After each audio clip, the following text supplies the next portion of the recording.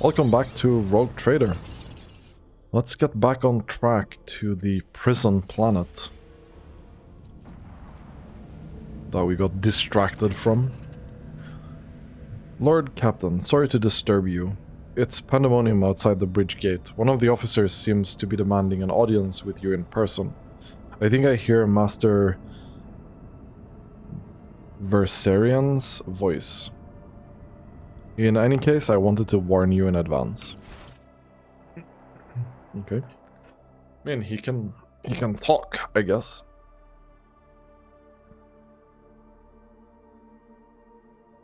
Why not?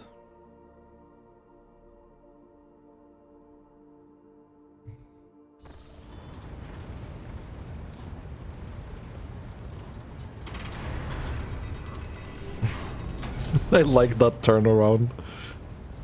The everyday sounds of the bridge are disrupted by voice raised in anger. Abelard's voice is the loudest of all. This is not the conduct of an officer. These are the antics of a highborn brat out of a lark. Explain yourself, Lieutenant. The young woman standing before Abelard strives with all her might not to quail under the onslaughts of her superior's anger. She falters, but then manages to look him in the eye and say, "I apologize, sir, but I must speak to the Lord Captain." "Very well, Lieutenant. You may address the Lord Captain. Not least because you've already seen fit to disturb him.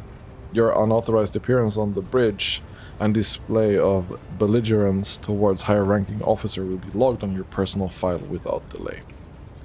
Lord Captain, Lieutenant Avril Vent requesting permission to speak." Vent falls silent and then adds rashly, "On a matter of extreme importance and urgency."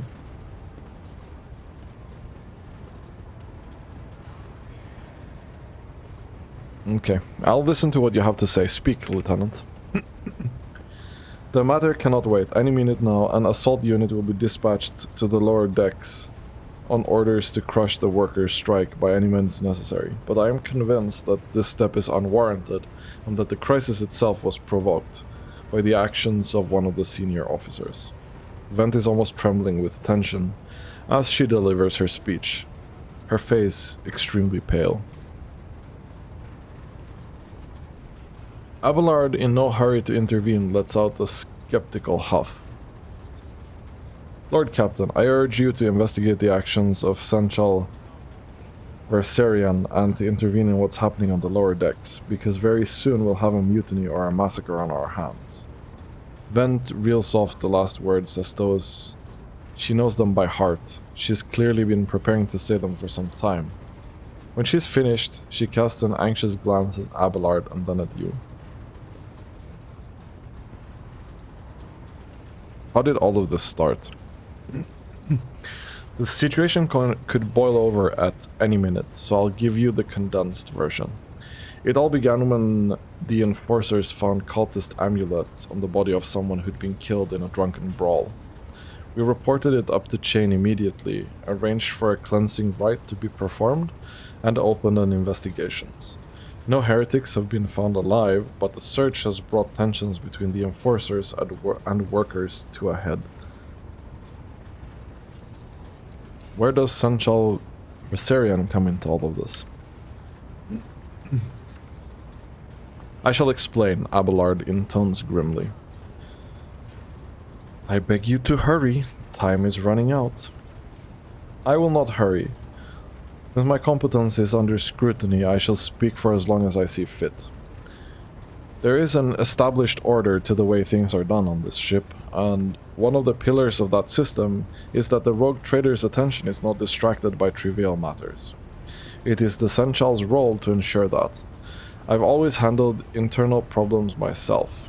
So, of course, when I received information about the cultist hiding on the lower decks, I took the matters in hand. So long as I live, not one of the vermin who murdered Theodora van Valentius will find refuge on her ship. You were far too heavy-handed, Senchal. Senchal Versarian. Arrests, interrogations, mass punishments for entire sectors. It has driven people to the brink, Vent says bitterly. Now there's a strike on the lower decks, in Depot 4 to be precise. 3 worker clans are involved, but many more are passively supporting them. The situation could degenerate into an all-out insurrection. But when I reported my concerns, the only response I received was an order to dispatch an assault unit and crush the strike with maximum force. What is Depot 4?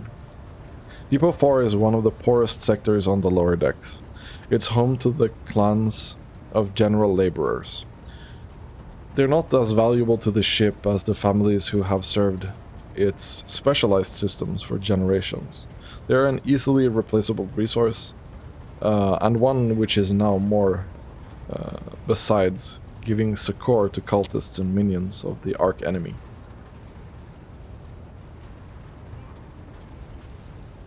Depot 4 is poor and troubled, but at worst, that means drunken fights and illegal rotgut brewing. We've handled the workers of Depot 4 in the past. We would have done so again if the crackdown on Depot 4 hadn't been so harsh. And another important point to bear in mind, the problem is not limited to this sector. It's located on one of the most populated lower decks, and everything that happens there has a knock-off effect on all the neighboring sectors. Abelard, what do you have to say to all of this?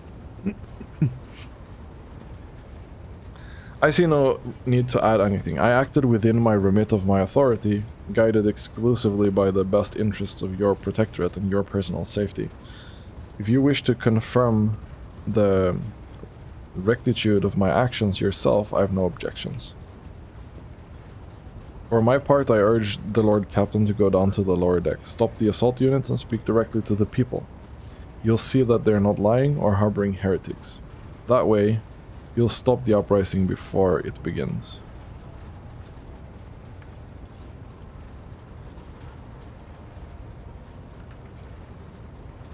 I'm certain the Sunshell was acting within his authority, but I will verify the soundness of his decision for myself. Throne preserve you, I thank you for your support. Abelard grits his teeth slightly. An enterprise bordering on the sophomoric, but please yourself, Lord Captain. However, I categorically insist that I escort you. Fine. Fine. I guess we bring the whole party. There's definitely gonna be a fight down here, I think.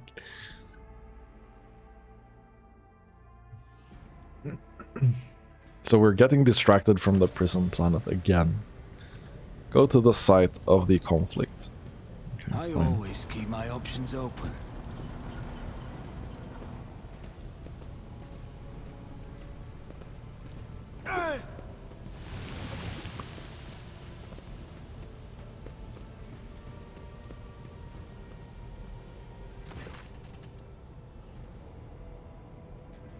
Abelard reflexively wipes the sweat from his brow in a startlingly human gesture, and a telling one. A rare moment where he allows his age and weariness to show through his armor like a veneer of self-assurance. The lower decks are a source of endless problems. Sometimes I dearly regret that we cannot replace all the locals with servitors.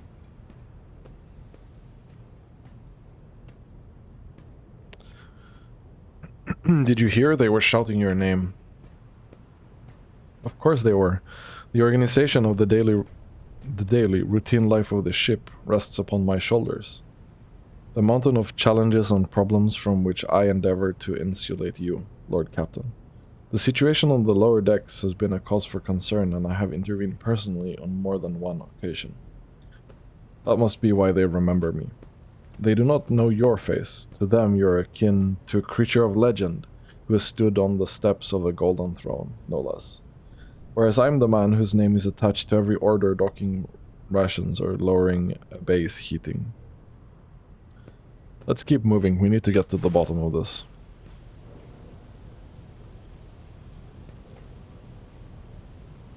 Something resembling a nest made out of thermal insulation material. This must be where the workers sleep between shifts.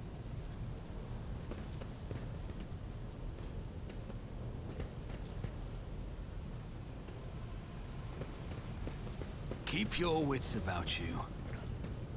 Huge pipes. The arteries of the ship run through many bays, delivering air, water, heat, and the propulsive force of steam.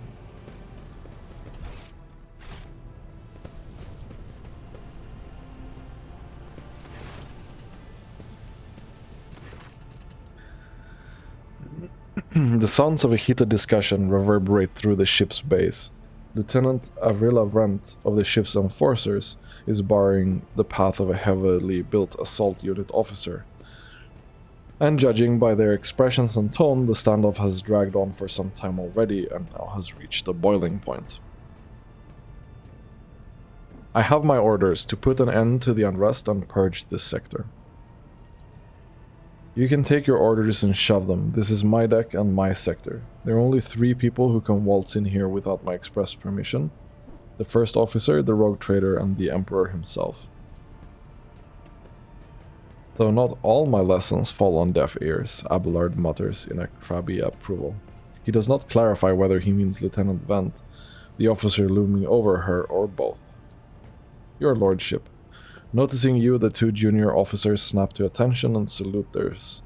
Their subordinates follow suit a moment later. What's the situation? Your lordship, my people have locked down the bay where the strikes are, including their leaders. We have the situation under control as far as resources allow.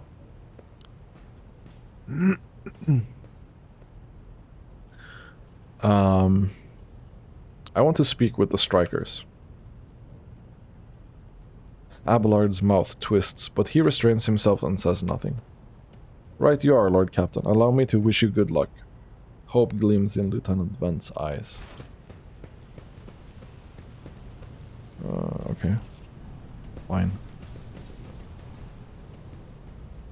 Anything else? There's something up here, maybe.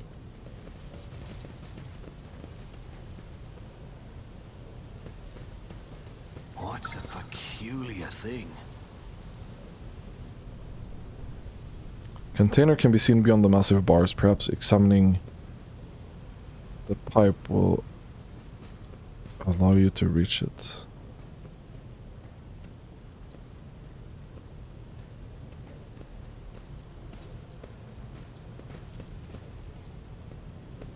I don't know.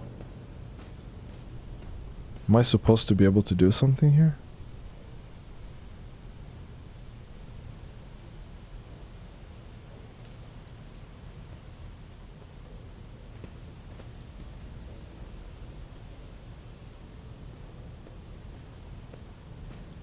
Rise to the top, or get left in the dust. I don't know if I'm supposed to be able to do something here.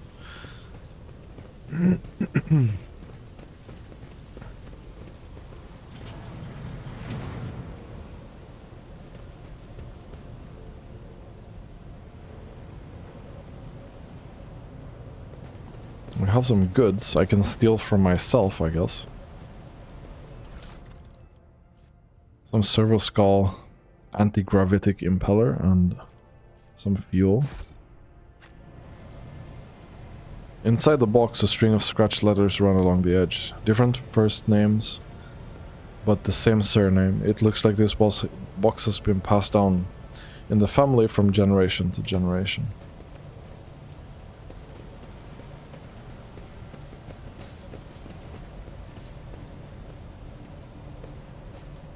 Always keep your eye on the prize. I mean, unfortunately, I don't see anything that we can do here.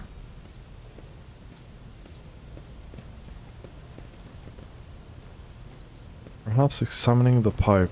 Miscalculations are for commoners. I don't make mistakes. I make profitable learning experiences. Okay, dude. I don't think we can do anything without attention. I always have a backup plan.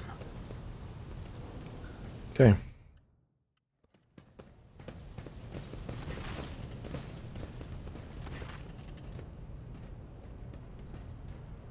A dozen pair of eyes stare apprehensively at you. The people before you are typical inhabitants of the lower decks. You take in their simple clothing, crude weapons, and faces that display varying level of mutation. from the barely discernible to the strange and the outright grotesque.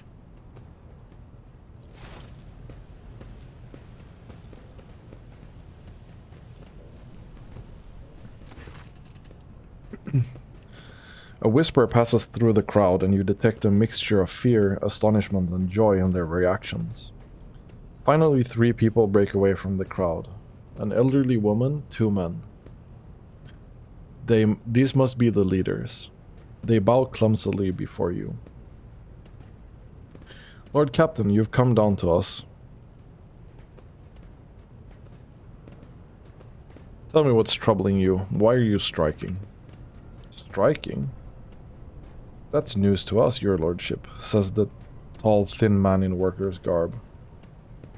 All we're doing is asking questions, saying what we think. Shut up, Rivet, snaps the old woman who turns her hostile dark eyes on you. Here's the deal, your lordship.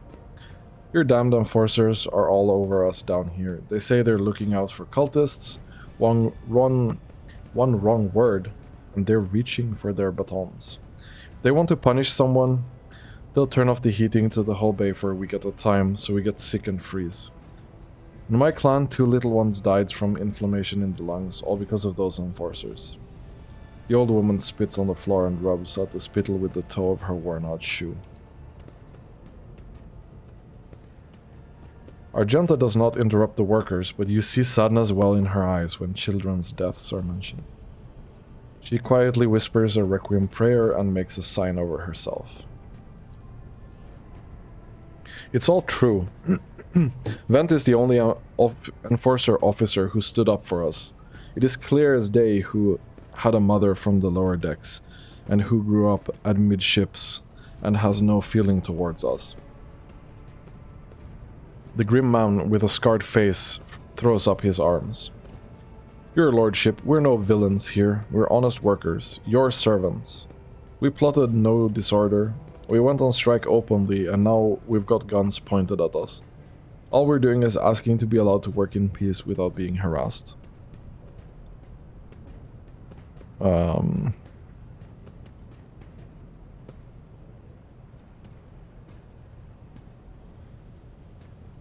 The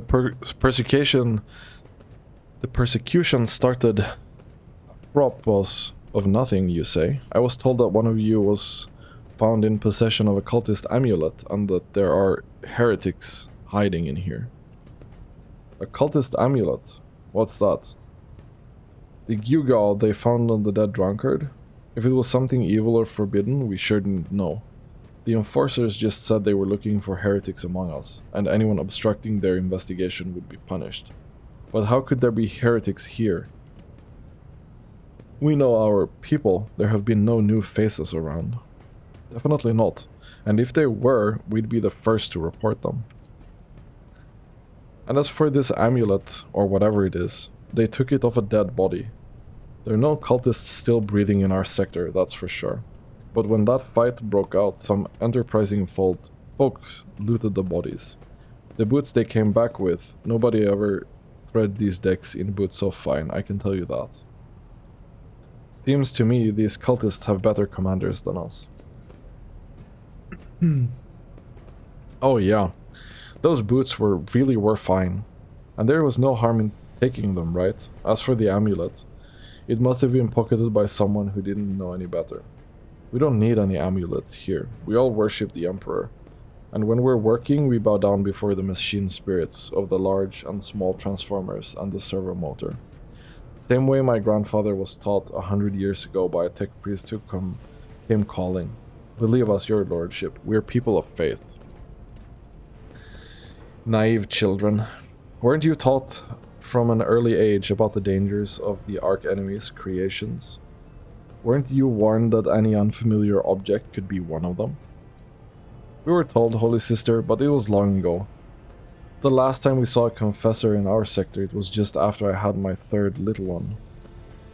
That's regrettable, but you cannot lay the burden of leading a righteous life on the shoulders of the Holy Fathers. Who will you blame when beasts crawl out of those amulets you stole from the heretics? The Holy Father who's not there, or the scavenger who brought evil down on himself and his neighbor?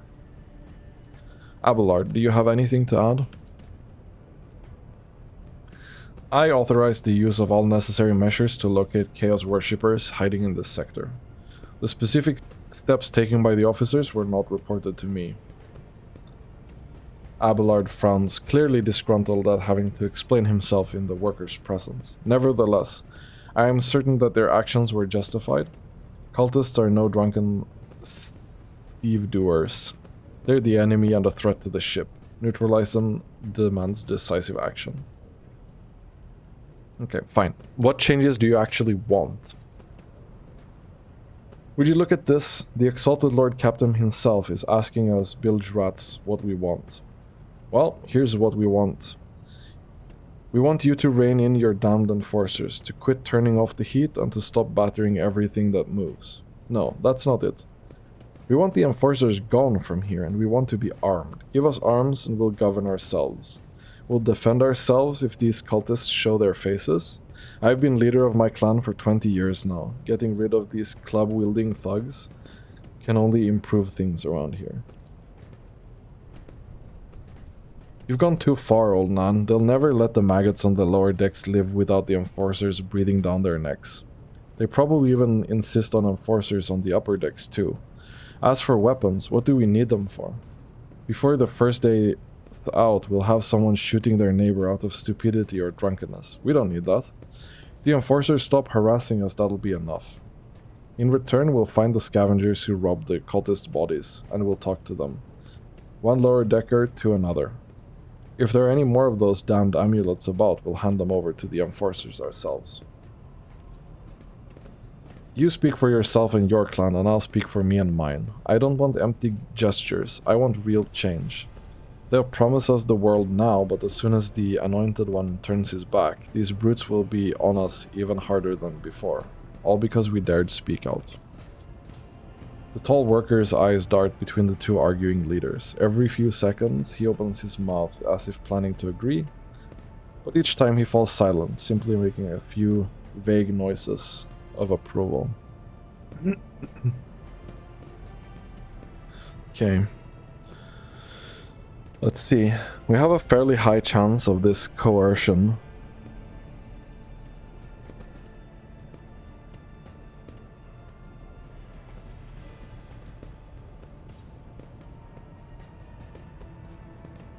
Okay, I'm gonna try this.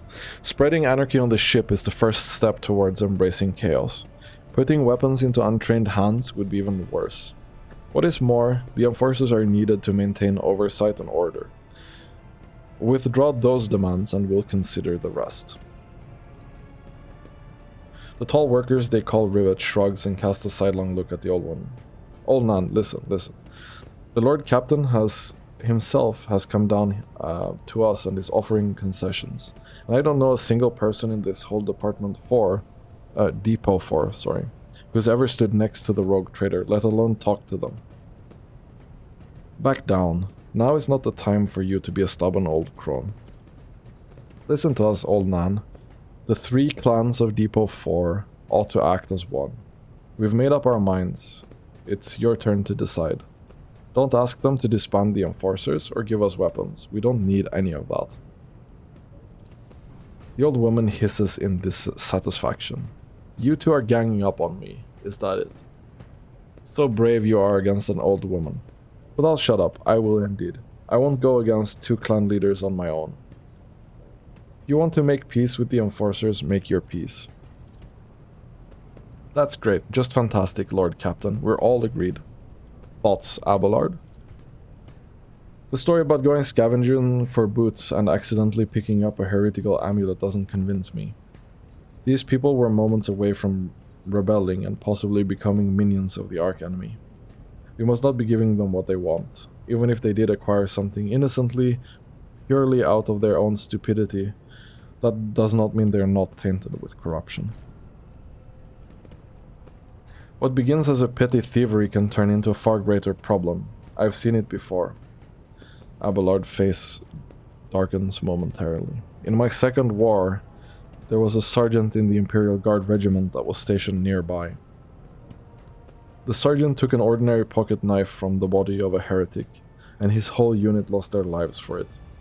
When they finally managed to break into the barracks, they found not a single survivor, only the pocket knife, which had grown through all the rows of bed like a metal choking vine. So when it comes to scavengers, malcontents, strikers, or whatever they turn into next, my verdict is simple: give them no quarter.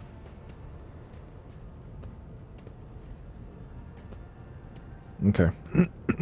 So, I mean, we're new on the ship, right? So we're gonna give them a chance. Then it's decided. The persecution will stop, and I will expect you to assist in locating any remaining amulets or weapons left by the cultists. Your lordship, thank you. You have not abandoned us lower deckers. You came yourself and settled everything. I'll tell my grandchildren about this.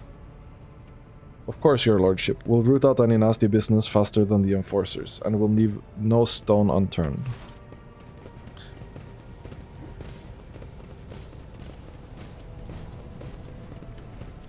Okay, fine. We gave them a chance. We gave them a chance. Stopping unexpectedly, Abelard impiously dismisses the unit stand at a distance and addresses your other companions, saying, I have an urgent matter to discuss with the Lord Captain. Please give us a moment. Abelard looks at you, and his last vestiges of restraints vanished. Well, are you pleased with your investigation, Lord Captain?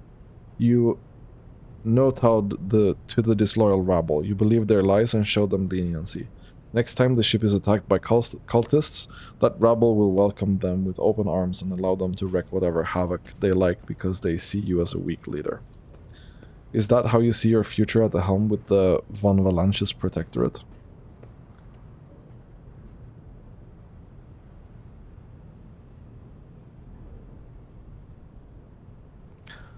There is some truth to your criticism. I should say so. Abelard heaves a sigh, but he visibly relaxes. You simply needed to trust me. I would have handled the situation myself had you not decided to intervene. Remember, Lord Captain, Theodora, do you think she ever set one slippered foot on the lower decks? No, she did not. Such matters were left to myself and the junior officers, while she dedicated herself to the grand designs of the Protectorate, as any true strategist and rogue trader ought.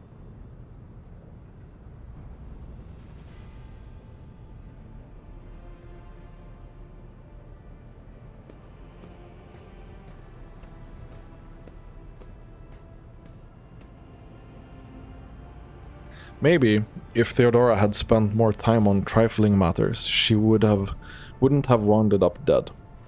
There's a new Lord Captain above this ship now, and I will not repeat her mistake.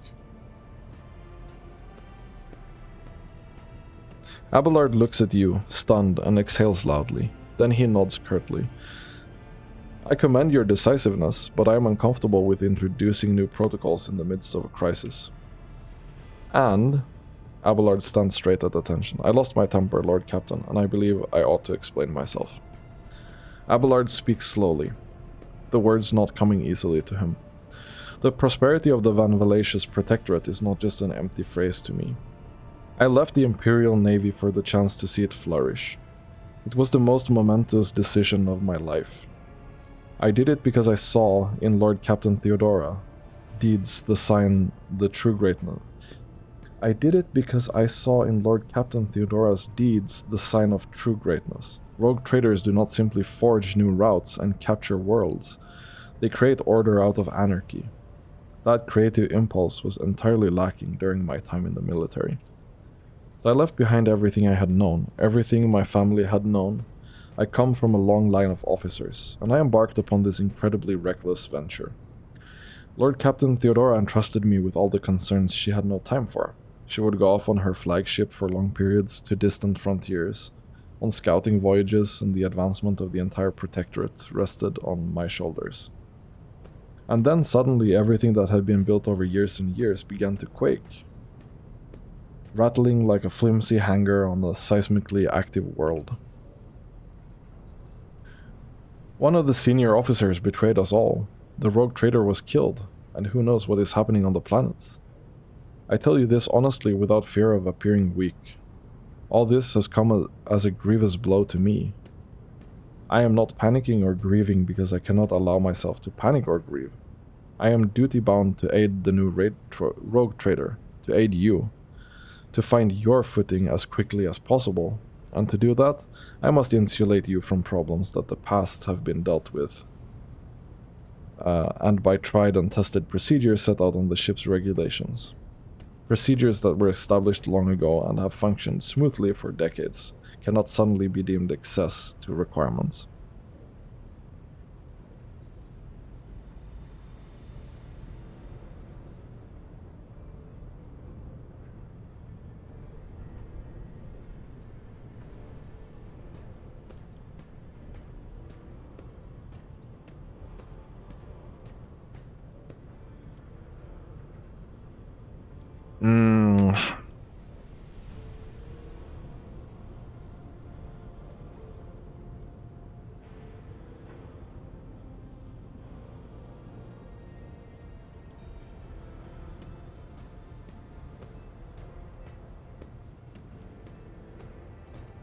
A bit torn here between 2 and 3.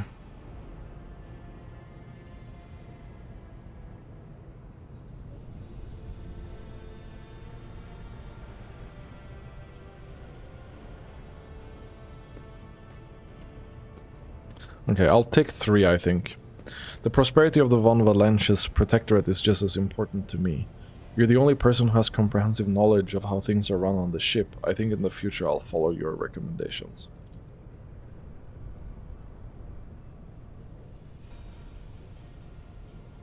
Abelard dips his head in a sign of assent. The shadow of incredibly strain which had evidently been wearing on him for some time finally lifts from his face.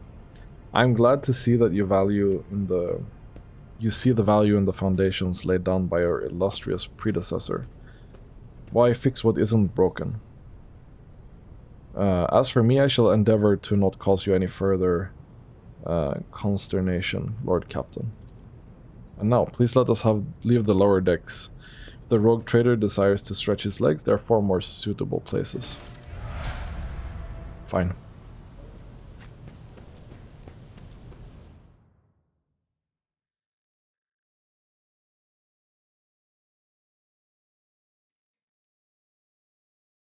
Fine. Well, I think we leveled up. I feel like we level up so quickly in this game.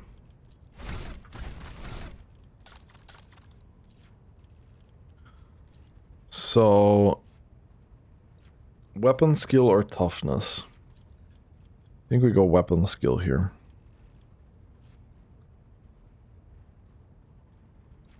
And then I think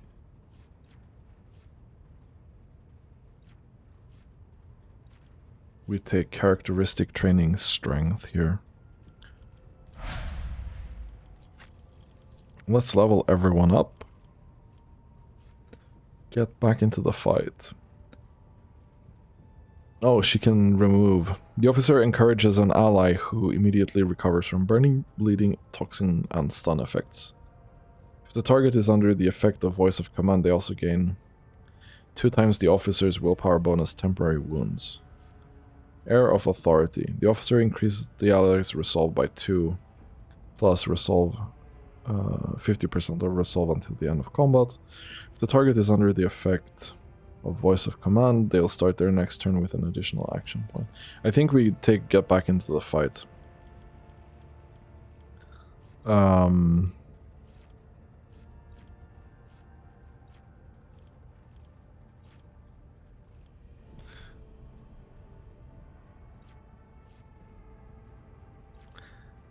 I think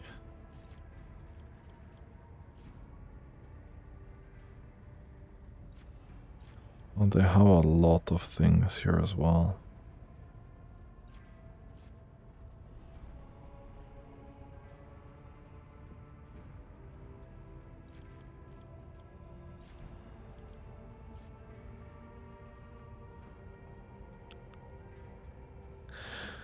Um...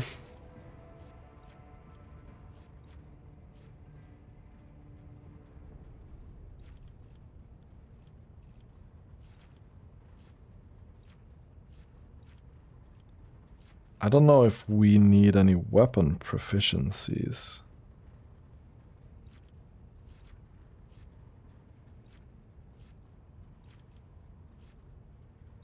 I don't know if she's gonna be using that many weapons.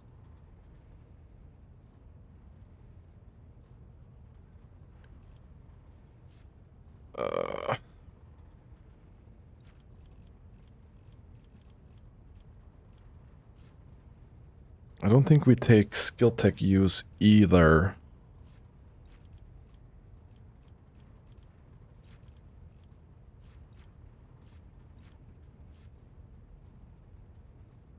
I'm a little bit at a loss here.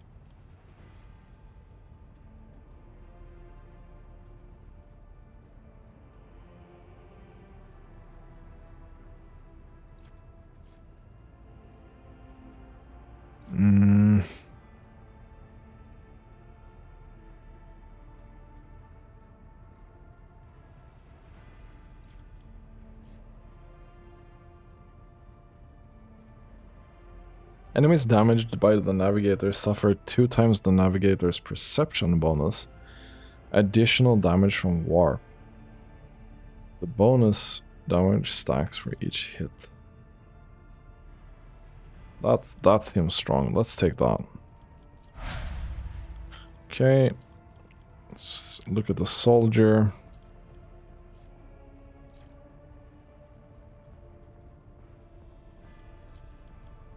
Let's take agility here.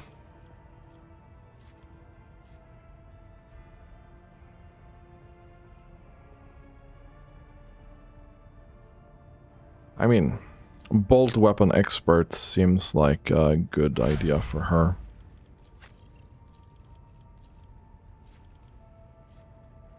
For the next attack against a target affected by an exploit, the target's cover efficiency will be reduced. Joint analysis. Oh, yeah, let's go with that.